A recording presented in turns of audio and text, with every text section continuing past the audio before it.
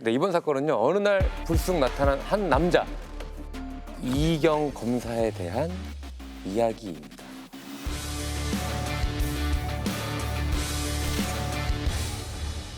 (20대) 여성 송 씨는요. 이경 검사를 운명처럼 만나게 됩니다.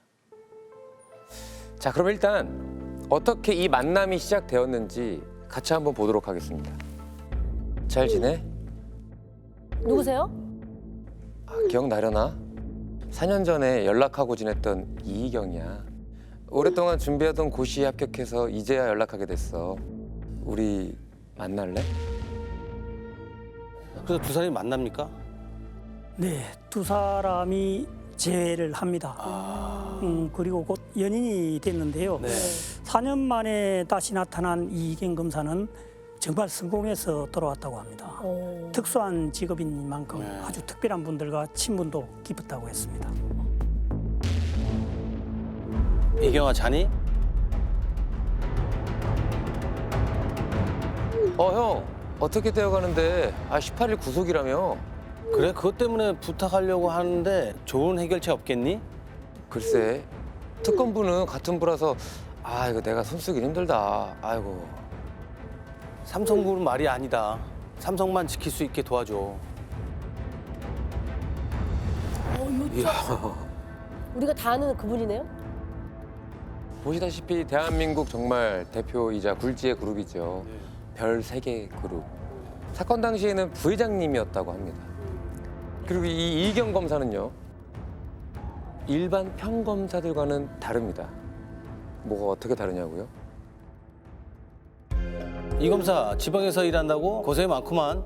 총장님, 아닙니다. 아직 많이 부족해서 저희 팀원들한테 많이 도움받고 있으며 부산검찰청 지검장님한테도 특별히 이쁨받고 있습니다. 그래 이 검사 대검찰청 소속임을 잊지 말게. 지방검찰청과 대검찰청 수준 차이, 그 차이를 보여주게나. 맞습니다. 정말 우리 총장님. 이야 우리 총장님 정도 할 정도면. 검찰총장님인데 이제 우리 총장님으로. 네. 여기까지 정리 좀 해보죠. 네네네. 이경 검사는 대검찰청 특검부 차장검사, 네. 그리고 또 재벌가의 부회장님과도 아주 호영호재하는 사이. 거기다가 검찰총장님에게도 인정받는 완전 엘리트라는 얘기예요. 그렇죠? 개인통을 저렇게 할 정도면. 그렇죠. 그렇죠. 네. 검사가 특수한 직업이다 보니까 송 씨와 교제할 때 자신이 하는 일에 대해서 자주 얘기를 했고요. 검찰청 내에서도 신임을 받는 사람이라 사건 의뢰나 위선들의 연락을 끊임없이 받았다고 합니다. 네, 그렇게 진지한 만남을 이어가던 두 사람은요.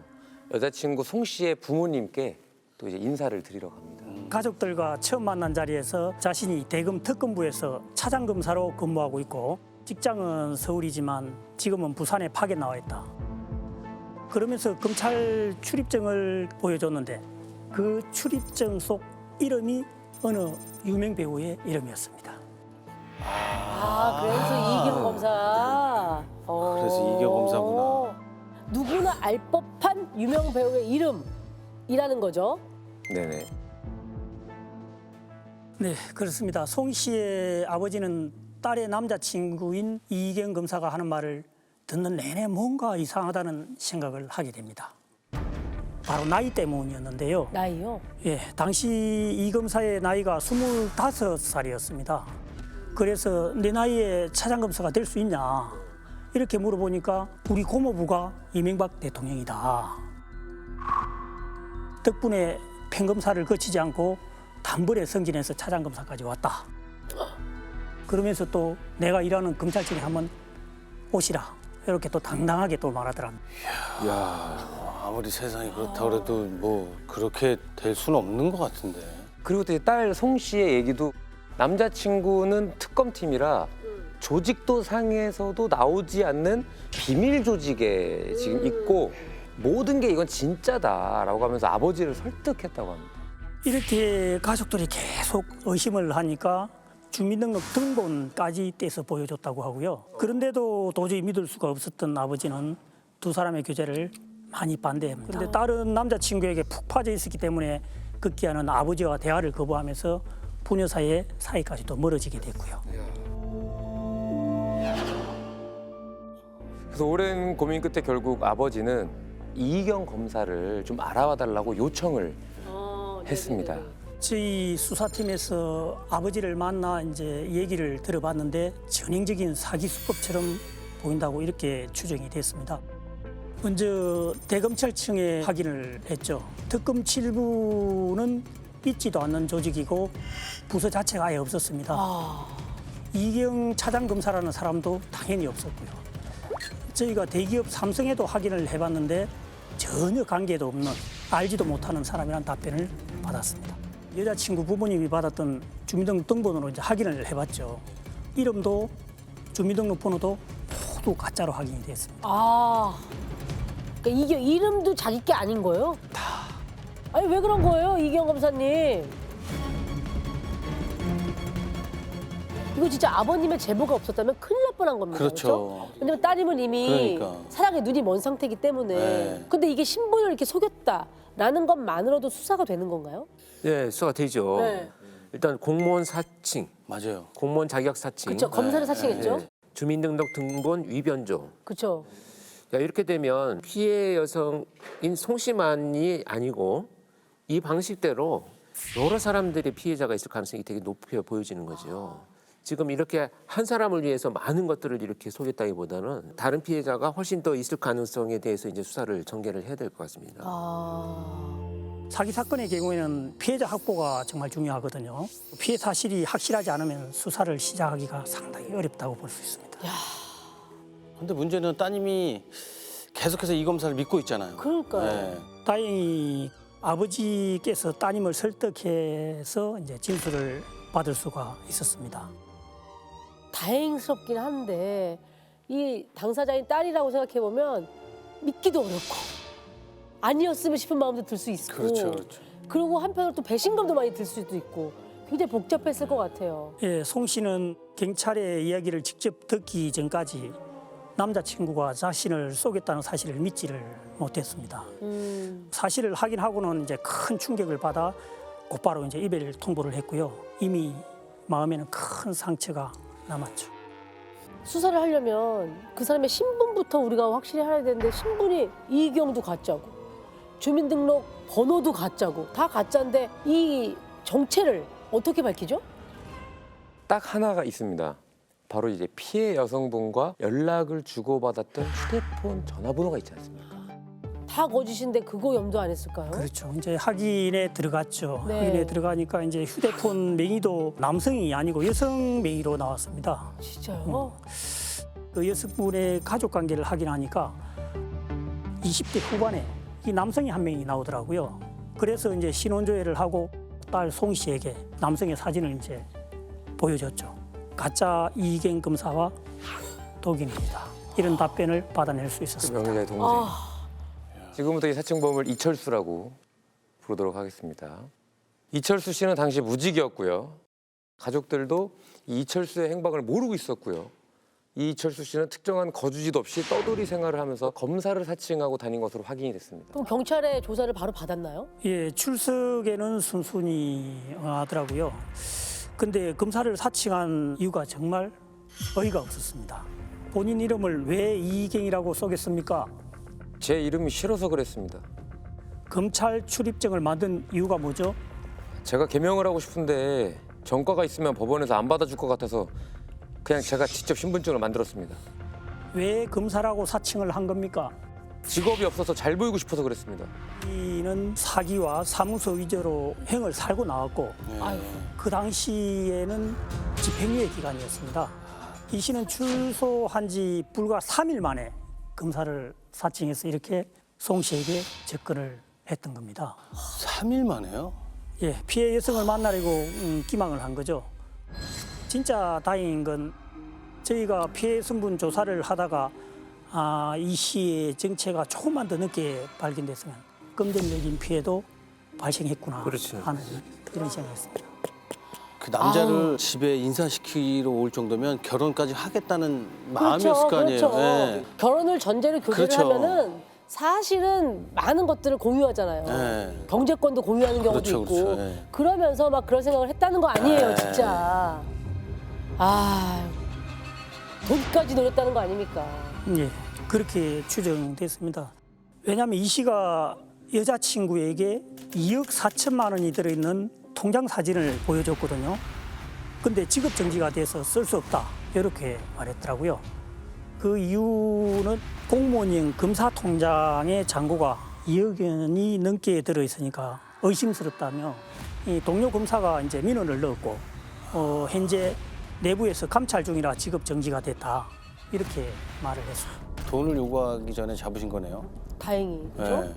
직접적인 피해가 발생하지는 않았기 때문에 1차 조사 후에 불구속 상태로 수사를 하자 하고 이렇게 이제 일단 기가 조치를 시켰습니다.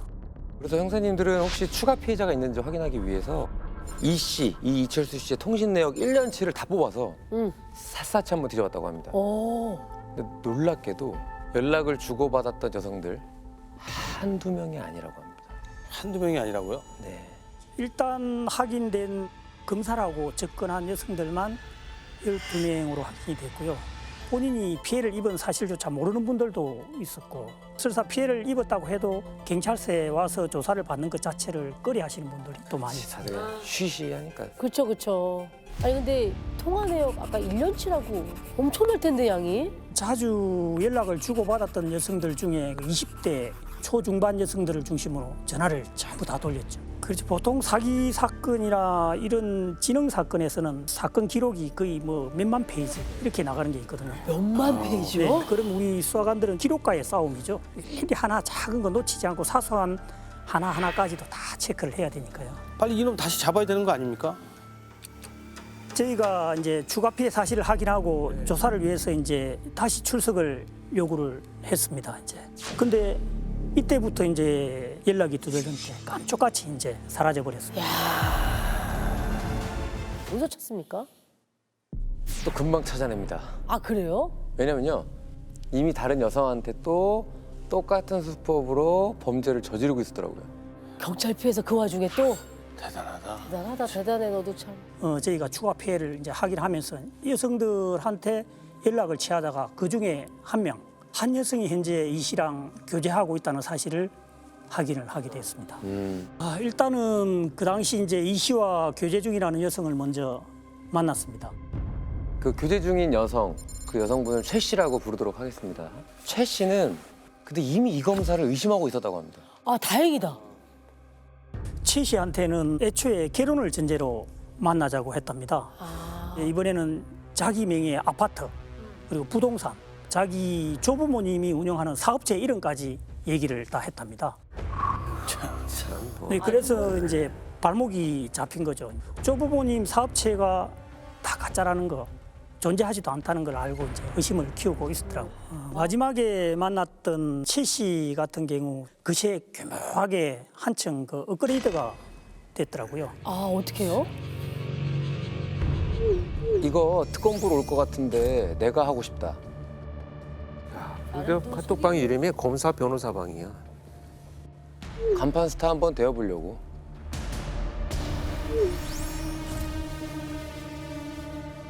의원님들이라면 나를 도와주시겠지. 이명박 전 대통령도 내 고모부야. 저거 실제 있었던 사건이잖아요. 네네. 송 씨 사건에서는 재벌가와 같은 권력층과의 개인적인 친분을 가시하는 정도였다면 실제로 일어난 이런 사회적 이슈들을 인용해서 진짜인 것처럼 스토리를 만들어냈더라고요. 저런 것들이 아마 전략적으로 만드는 것 같아요. 이번에는 이제 결혼 약속을 미끼로 가족, 그 지인들까지 서로 알고 지내다 보니까 또 다른 피해가 발생을 했더라고요. 뭐예요? 왜 뭐지? 무슨 일이에요? 계속 꼬리를 보네. 네. 그러니까 어느 날 최 씨의 후배가 최 씨한테 연락을 한 겁니다. 아 내가 지금 송사에 휘말렸는데 남자친구가 검사니까 그 검사 남자친구한테 도움을 좀 받을 수 있을지 없을지 좀 물어봤다고 합니다. 근데 어떤 피해 이어진 거예요? 근데 그 이 씨가 자신이 아는 변호사를 연결해 주겠다고 해서 후배가 변호사 선입 비용으로 100만 원을 선입금 했는데요. 그 변호사의 이름도 계좌도 모두 이철수 이름이었습니다. 예, 그러면서 이제 후배한테 조언도 했는데요. 경찰 조사 때 술에 취해 기억이 나지 않는다면 이제 거짓 진술을 해라. 또 최 씨한테는 절대 말하지 말라. 이런 또 신신당부를 했는데 이 검사가 개인 소속에 개입하는 건 이제 부적절하다. 네, 이런 그렇죠. 핑계를 대면서 아. 그렇게 부탁을 해요. 그러니까 돈만 날린 거 아닙니까? 그렇죠. 이제 그 후배는 당연히 선배인 최 씨랑 이 검사가 결혼할 사이니까 믿고 이제 기다렸던 거고요. 야, 슬슬 돈으로 본색을 드러냈을 것 같은데 최 씨는 피해금이 없었나요? 있을 뻔했죠. 이제 법인 명의로 고급 승용차를 구입을 했다. 근데 이제 취득세를 낼 돈이 없다. 180만 원만 빌려달라고. 이렇게 이제 처음으로 이제 본색을 드러내기 시작했습니다. 당시 피해 여성들의 진술을 통해서요. 네. 그 이희경 검사가 어디에 있는지 바로 파악을 했습니다. 그래서 결국엔 잡히고 맙니다. 검거 현장에서 그동안 사용한 출입증과 위조 문서들까지 전부 압수수색을 했습니다. 막 휴대전화 막 수십 개 막 쏟아져 나오고 그러는 거 아니에요? 휴대전화는 단 2대뿐이었습니다. 그러니까 한 대는 자기 명의로 사용하고 한 대는 재용이 행도 됐다가 검찰총장도 됐다가 국회의원도 이렇게 이제 두 개 갖고 이제 이렇게 핑퐁한 거구나. 저는 이 사람의 경찰서 가서의 반응이 궁금합니다. 거기서도 경찰서 가서도 조사받을 때 거짓말했을 것 같아요. 그 조서상에 백력 관계를 묻는 안이 있거든요. 백력. 거기서 이제 입대 전에 이제 재검 기간인 줄 알면서 이제 백력 관계에 대해서 물으니까 자기가 공군을 제대를 했다. 어머. 그렇게 또 아무렇지도 않게 또 거짓말을 하더라고요. 일단 뭐 여자들을 만나고 싶었답니다. 검사를 사칭하는 게 잘못인 줄 몰랐고 돈을 노리는 것도 아니라고 이제 우기더라고요. 근데 이 최후는 어떻게 됐습니까? 체포를 하고 바로 구속이 되었습니다. 이철수는요 공문서 위조 공문서 행사 그리고 사기 미수 혐의로요 징역 1년 받습니다.